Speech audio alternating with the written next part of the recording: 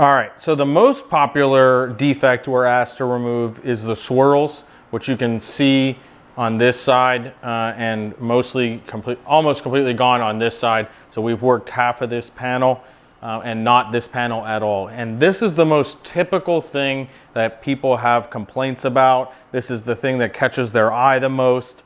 If you have enough of these, it almost makes your car a grayish, if it's black, it almost has like a grayish hue to it from so many of them.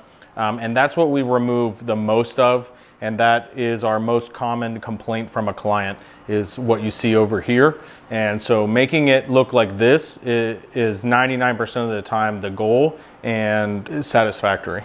If you look at this mirror, you'll see it almost has a gray appearance. The paint looks like it's starting to oxidize a bit. This could come from sitting outside in the Texas heat.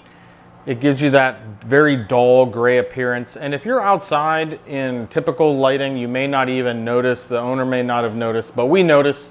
And we're gonna turn around, this is another type of defect that we remove, and we can usually make this look 99 times out of 100 pretty darn good. So we're gonna do that right now.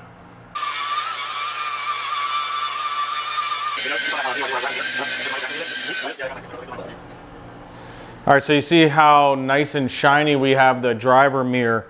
And if you come over to the passenger side, and of course we have a before and after of the driver's side itself, but just from one to the other, you can see how dull one is and almost that grayish hint of color to it compared to the other side, which is now a deeper black.